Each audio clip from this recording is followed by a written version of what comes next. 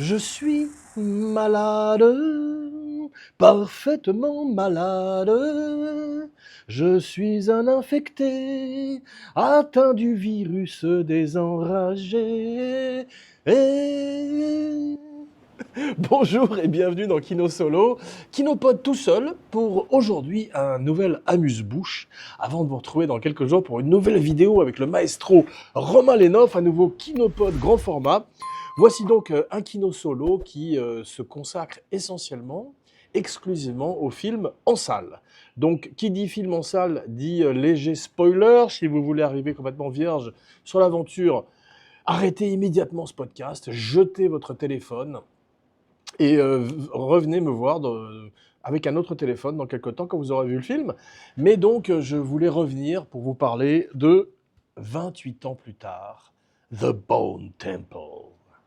Alors cette fois-ci, ce n'est plus Danny Boyle qui met en scène, mais Nia DaCosta, et qui fait un travail tellement fantastique, surpassant quasiment le film original que me voilà aujourd'hui pour vous en parler, alors que j'avais dit que les Kinoso se raréfieraient un petit peu, mais ils reviendront de temps en temps, même si ça marche moins bien que les Kinopods, pour vous parler de films qui me tiennent à cœur et qui surtout sont plus récents que ceux qu'on évoque dans Kinopod.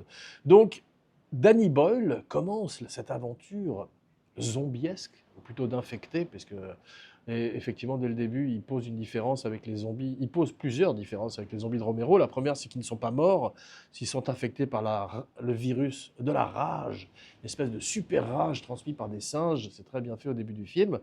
Et surtout, ils vont très très vite, comme dans les films de Zack Snyder. Ils courent, ils sprintent. Alors ça, c'est assez terrorisant. Il y a plusieurs écoles. Mon cinébuddy, Jeff, n'aime pas quand les zombies courent, ni Romero d'ailleurs. Mais Philippe Sedbon, qui a noté que dans la série Walking Dead, ils arrivaient à mélanger les deux, puisqu'ils sont un petit peu en sommeil quand ils n'attaquent pas les vivants, et tout d'un coup, quand ils sont en mode prédateur, ils s'agitent et deviennent extrêmement énergétiques et dangereux. Donc moi, je pense qu'il y a de la place pour tous les zombies et les infectés, qu'ils vivent tous en paix en mangeant des cerveaux. Donc voilà, celui-là, ils sont très frénétiques, très énervés, comme dans le premier. Alors le film aussi était tout aussi frénétique, il reflétait un petit peu ces nouveaux zombies New Age, puisqu'il était filmé avec les premières caméras vidéo, et c'est ce qui date un petit peu le premier film aujourd'hui. Le deuxième film de la série, donc 28 semaines plus tard, est mis en scène par un autre metteur en scène espagnol dont le nom m'échappe, mais vous pouvez regarder sur Wikipédia, et il est très bon. Et le metteur en scène et le film. Euh, en fait, Robert Carlyle, ils font un truc qu'ils vont faire dans tous les autres films, c'est qu'ils vont raconter une autre histoire dans le même bac à sable que l'histoire originale de Danny Boyle. Ce qui fait qu'on ne retrouve aucun des personnages, sauf dans les deux plus récents dont je vais parler dans quelques instants. Mais pour l'instant, 28 semaines plus tard est formidable. Il est peut-être encore mieux que le premier. Il a moins vieilli parce qu'il est de facture plus classique. Et on a tout d'un coup Jeremy Renner, on a un casting plus hollywoodien, plus de moyens, et le film agrandit cette menace d'infectés au monde, puisqu'on voit qu'il se termine sur les zombies qui courent vers la Tour Eiffel. Alors ça, c'est un des premiers trucs que les gens ont reproché non, à 28 ans plus tard, que j'ai déjà couvert dans un Kino Solo, c'est que cette nouvelle fournée de films, cette nouvelle trilogie promise par Danny Boyle, ne s'enchaîne pas directement avec les films précédents, qu'on ne se retrouve pas tout d'un coup avec une épidémie, une pandémie mondiale, et que le film commence en France, par exemple, et qu'on ait tout d'un coup les mêmes acteurs, ou en tous les cas, certains des mêmes acteurs des films précédents, montrant tout d'un coup plus de liens entre les films. Mais c'est pas ce qu'ils choisissent de faire, et je suis content, quelque part, moi, contrairement à certains rageux, qu'ils soient allés dans un autre univers et qu'on découvre tout d'un coup des nouveaux personnages, en particulier des personnages comme bien sûr le docteur Kelso, joué par le merveilleux Ralph Fiennes, dont on va également parler plus dans quelques instants, et Spike et les Jimmies et tous ces personnages. Donc, grand bond en avant, après que Boyle en ait parlé pendant des années, grand bond en avant, Cillian Murphy a eu un Oscar entre-temps, Oppenheimer, Danny Boyle a eu une très belle carrière, il a eu également un Oscar avec Slumdog Millionnaire, il est un peu moins productif ces derniers temps, mais il revient donc l'année dernière avec 28 ans plus tard. Alors, les gens, une fois de plus, un petit peu déçus de ne pas voir que Cillian Murphy est dans le film, bien qu'il soit au générique comme producteur, annonçant le futur. Mais moi, j'avais beaucoup aimé le film également, avec certaines petites réserves, en particulier sur l'esthétique iPhone, qui par moments fait un petit peu gimmick. Alors que là, tout d'un coup, avec le deuxième film de la série, qui est tourné quasiment presque conjointement avec le premier, ce qui fait qu'il enchaîne directement, comme Halloween et Halloween 2, ça s'enchaîne précisément au moment où on a fini le premier, s'enchaîne le deuxième, commence le deuxième. Donc ce qui est vachement bien foutu, c'est que cette fois-ci, c'est filmé de façon classique, une fois de plus, on n'a plus ces iPhones ou ces caméras, ces vidéos primitives, mais on a une très grande metteur en scène. Je connaissais mal son œuvre. Je sais qu'elle avait fait le remake de Candyman et qu'elle a donc une espèce de cote à Hollywood. Mais là, tout d'un coup, elle est arrivée. C'est intéressant parce qu'elle a travaillé véritablement main dans la main avec Danny Boyle, quasiment aussi bien pour le casting que pour l'histoire, puisqu'elle savait quelques mois après Danny Boyle, elle devrait reprendre les rênes du film. Elle a dit elle-même, à juste titre d'ailleurs, qu'elle ne serait pas de faire un à la manière de Danny Boyle, et donc propose un film plus classique, mais très émouvant aussi, avec plusieurs histoires qui s'entrecroisent, parfois de façon un petit peu artificielle, d'autres fois de façon magnifique, mais à l'arrivée, on a un film qui ressemble un peu à un livre, qui se lit comme des chapitres, et surtout des extraordinaires performances d'acteurs, et un Alex Garland, qui revient toujours au scénario, donc un grand metteur en scène, qui avait commencé, un grand écrivain au départ, je crois, qui avait commencé donc avec Danny Boyle, un grand collaborateur de Danny Boyle. On se souvient bien sûr de son ex machina, de son annihilation. On dit également que ce serait lui qui aurait mis en scène le juge Dredd, que j'aime beaucoup, avec Karl Urban. Malheureusement, il n'y a jamais eu de suite. On n'aura pas les Dark Judges, qui sont terrifiants. Mais là, cette fois-ci, Garland, on sent qu'il a mis du cœur à l'ouvrage. Il avait fait avant, il a fait Civil War il n'y a pas longtemps. Donc c'est un metteur en scène extrêmement coté à Hollywood. Et là, il est scénariste. Et il nous propose une vision différente des autres 28, on va les appeler, parce que cette fois-ci, c'est beaucoup, beaucoup plus tard dans le temps. Et effectivement, les infectés font partie quasiment de la vie de tous les jours. Et gros changement de scénario, c'est que ça n'est plus le monde qui est infecté, c'est simplement l'Angleterre. Il y a un côté écho du Brexit, et seule l'Angleterre est contaminée par ce virus maintenant, et semble avoir été un petit peu abandonnée par le reste du monde. En particulier cette colonie à laquelle on s'attache, je parlais de Midsommar, mais c'est cette colonie effectivement qui vit sur une île, je crois que c'est en Irlande, ou en Écosse, je sais pas, je suis pas très bon en géographie. Mais donc, ces autochtones se sont retranchés. Il y a un côté presque Mont-Saint-Michel, parce qu'ils sont protégés par la mer qui monte et qui descend, et ils sont sur une espèce d'île qui est quasiment médiévale, avec des grillages, des douves, et ils se sont reconstitués comme une société presque féodale, où chacun a sa place et sa mission. Il y a les boulangers, etc. Et tout. Et c'est assez austère, assez dur, mais quand on voit ce qui se passe à l'extérieur, on comprend que ça rigole pas tous les jours. Mais donc, 3 nouvelles sortes de zombies sont introduites. Ça, j'ai bien aimé. Il y avait un côté un petit peu jeu vidéo. Alors, les premiers qu'on voit sont les rampants. On va les appeler les rampants, qui sont des espèces de gros zombies qui ressemblent un petit peu à l'empereur de Dune, et qui sont couverts d'escarres et de cicatrices, et qui rampent dans la forêt à la recherche de vers et autres insectes. Alors ceux-là sont assez terrifiants. Visuellement déjà, ils ont un côté pachyderme. Ensuite, il y a les infectés qu'on connaît, les bons vieux infectés des familles, qui eux, maintenant, sont quasiment revenus à l'état animal. On les voit à un moment, il y a une scène très étonnante où ils sont dans une rivière et ils sont tout nus maintenant. Alors ils ont tous des prosthétiques. Comme d'habitude dans les films de zombies, les infectés stars, entre guillemets, sont plus maquillés que ceux qui sont dans le background. Ça, c'est un grand classique aussi. Mais il y a un énorme travail, et ils sont finalement plus proches d'hommes des cavernes, presque dans celui-là, changeant complètement le look de ce qu'on avait dans les premiers films de Boyle.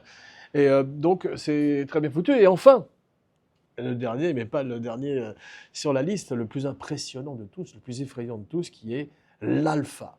Alors excusez-moi, je vais être un petit peu grossier, mais c'est un zombie avec un gros zombie, en fait, puisqu'on voit que la prothèse qu'ils ont faite à l'acteur extraordinaire qui joue le rôle de Samson, donc le lead alpha, qui va devenir, spoiler alert, l'ami de Ralph Fiennes, avec des scènes absolument magnifiques dont on va parler dans quelques instants. Donc il a un costume extraordinaire. Une fois de plus, on est dans des 10 heures de maquillage, comme Jacob Elordi dans Frankenstein, puisque c'est des prothèses totales du corps, avec donc cet énorme sexe dont je peux parler, dont je ne peux pas ne pas parler, puisqu'il était déjà présent dans le premier, et qui devrait avoir son propre crédit au générique. Donc, L'Alpha, très très très impressionnant. Un premier film avec Aaron Taylor Johnson, dont on parlait de lui pour James Bond il y a quelque temps, mais c'est une malédiction ça. C'est quand on parle d'un acteur trop tôt pour James Bond, il ne le fait jamais. Surtout qu'il se parte avec probablement un jeune homme.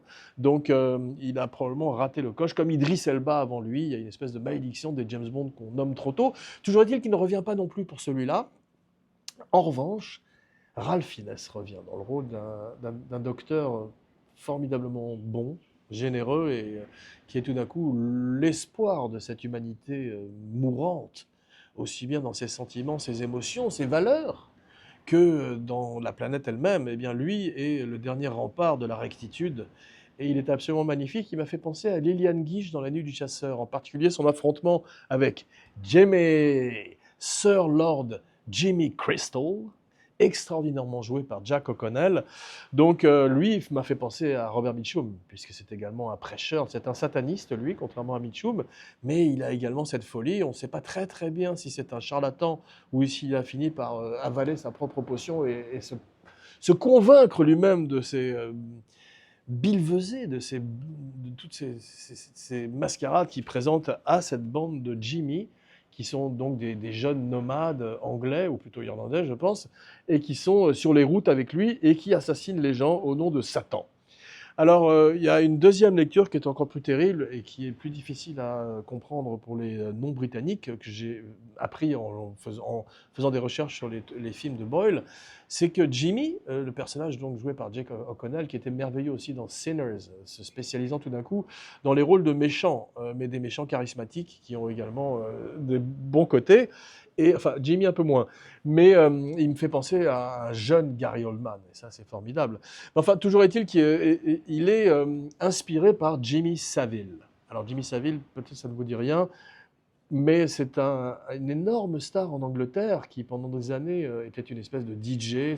C'était un people, un type qui organisait enfin, qui passait de la musique à la télévision, de la pop musique, et qui était un type très, très, très, très connu, puisqu'il avait ces étranges cheveux blonds, qui étaient souvent en survêtement, il avait un look un peu de hip-hop, curieusement, et c'était un ami de Lady Diana, c'était un ami de la reine. Enfin, il était vraiment incroyablement populaire en Angleterre, dans toutes les couches de la société. Et il avait un secret, c'est qu'il a agressé sexuellement des centaines de mineurs, garçons et filles.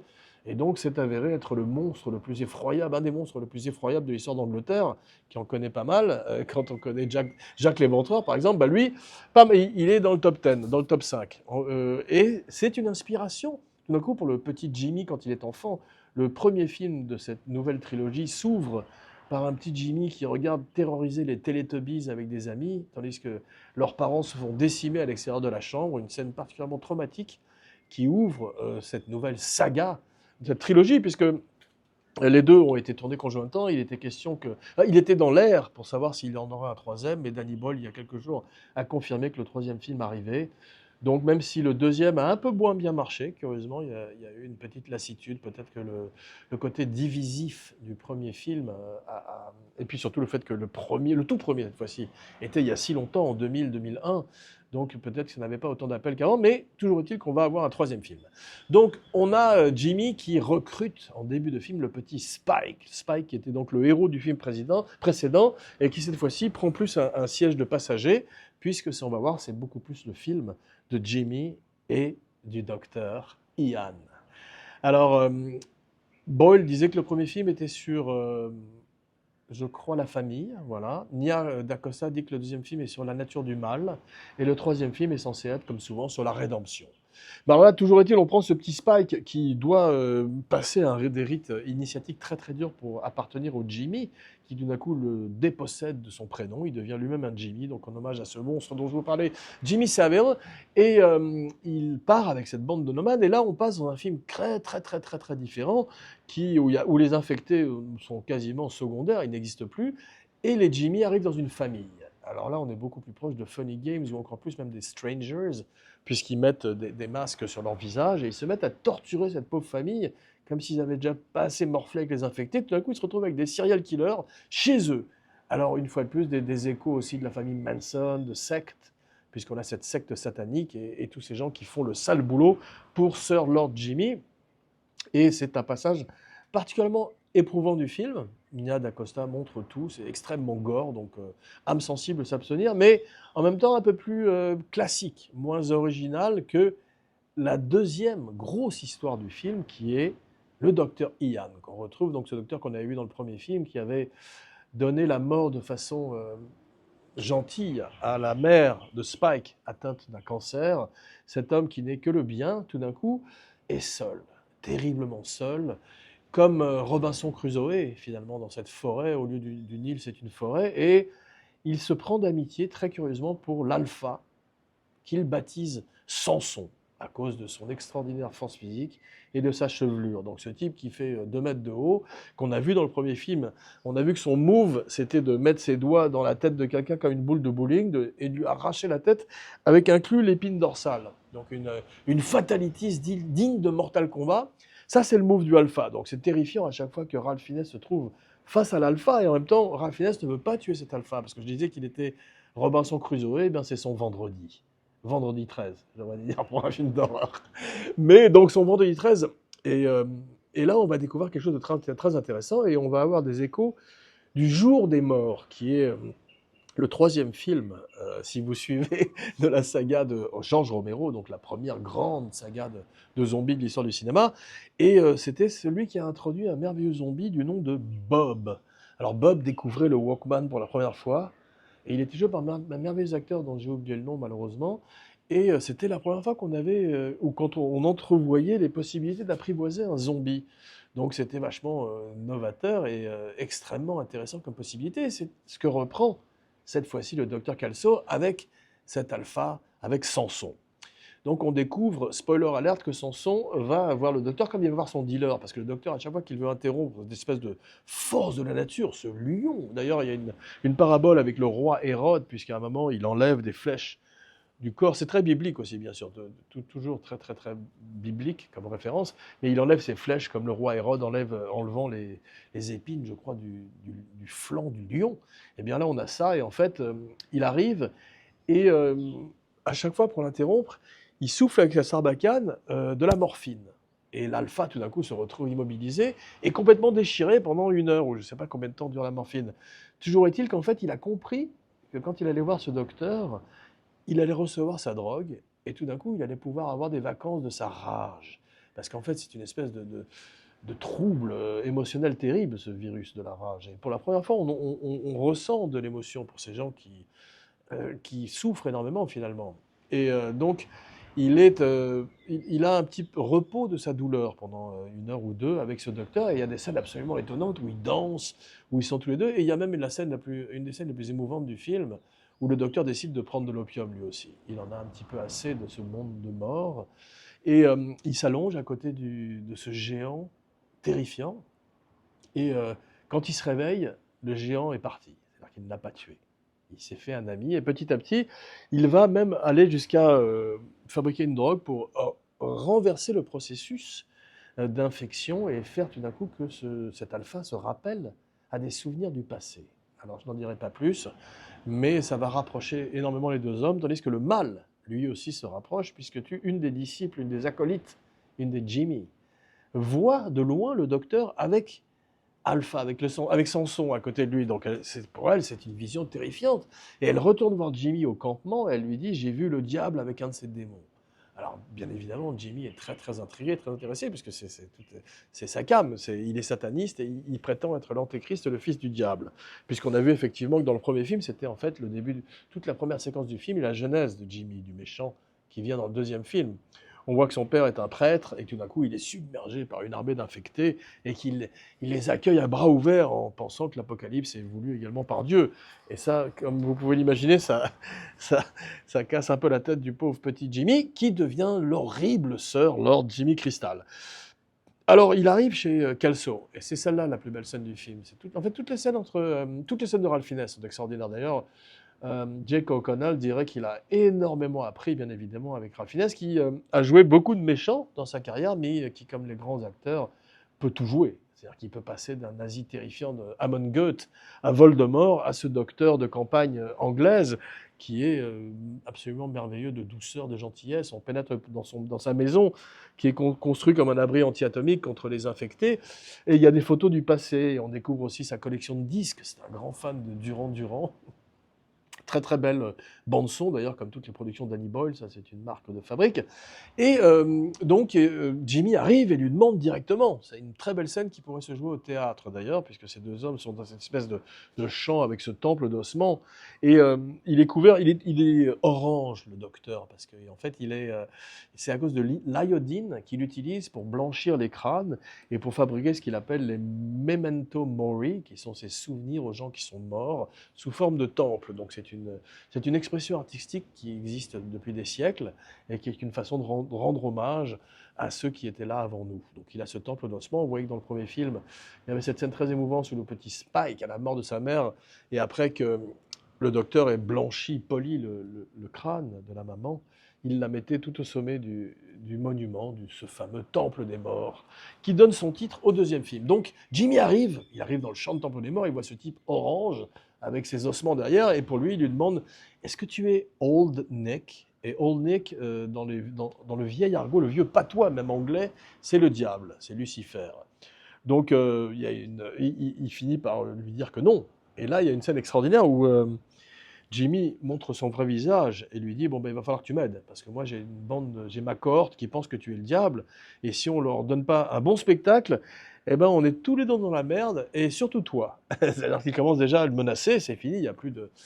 Il montre son vrai visage, donc comme je disais, et là, Ralph Fiennes organise un extraordinaire spectacle de son et lumière, qui est un des autres points forts du film, qui a un petit budget, mais qui, justement, compense avec des scènes extraordinairement inventives et créatives, et qui présente un spectacle de danse sur Number of the Beast, une superbe chanson d'Iron Maiden, donc encore une autre coche à l'extraordinaire bande-son du film, et il fait un numéro incroyable devant ces Jimmy qui sont hallucinés, et en plus, il leur souffle de la drogue au visage qu'il a fabriqué avant. Donc ils commencent à triper tous, ils se mettent tous à danser, c'est vraiment extraordinaire. Il y a une scène païenne folle qui rappelle un peu les fêtes de Lord Humongous dans Mad Max 2. Hey you can run but you can't hide. Avec Vez. Donc c'est une super scène et je n'en raconterai pas plus sur le film lui-même, parce que maintenant, j'espère que ça vous donnera envie de le voir. J'espère que vous ne serez pas trop spoilés si vous n'aviez pas envie de l'être. Et de toute façon, donc, le troisième film arrive. Et dernier spoil. Celui-là, c'est un gros. Donc, dernière chance pour vous d'arrêter tout. Bon, la toute dernière scène du film, c'est le retour de Cillian Murphy. Voilà, et la musique extraordinaire de Murphy aussi. Non, je ne sais plus comment il s'appelle, c'est pas Murphy, sûrement pas, j'ai oublié le nom du musicien, mais c'est cette musique extraordinaire qui va crescendo, qu'on voit dans tous les films, mais il se la réserve pour la fin. Et Cillian Murphy est avec sa fille. On pense que c'est sa fille parce que c'est une métisse, donc c'est vraiment peut-être la fille qu'il a eue avec Naomi Harris, qui n'est pas présente. Et il est devenu professeur, il lui apprend l'histoire d'Angleterre et la prépare à un examen qu'il va lui donner le lendemain. Et tout d'un coup, ils entendent un chaos, du bruit à l'extérieur, et ils voient Spike et une Jimmy, qui est devenue son amie, s'enfuir et se pourchasser par une horde d'infectés. Et là, c'est très joli, parce qu'on voit une fois de plus un éclair d'humanité et d'espoir pour l'humanité, parce que la fille dit « Qu'est-ce qu'on fait? On les aide ?» Et là, Cillian Murphy, qui est devenu un acteur d'une grande douceur avec le temps, lui dit bien sûr. Et c'est tout le contraire de Jamie, c'est tout le contraire de ces vilaines personnes. Et on se rend compte effectivement qu'en cas de guerre, d'apocalypse, eh bien, il y a des gens qui deviennent des démons et d'autres des anges. Voilà. On se retrouve très vite pour un nouveau podcast grand écran ou même Deep Cult. En attendant, comme d'habitude, n'oubliez pas de liker et de souscrire à la chaîne Abracadapod sur YouTube, avec tous les 15 jours et parfois même toutes les semaines, Vénard, une fantastique nouvelle vidéo du maestro Roman Lenov, son Katia Lazareva, assistée de Diana Mossafir. Alors, je vous embrasse, ainsi que mes ciné-buddies, et je vous dis à très vite. Je suis malade, parfaitement malade.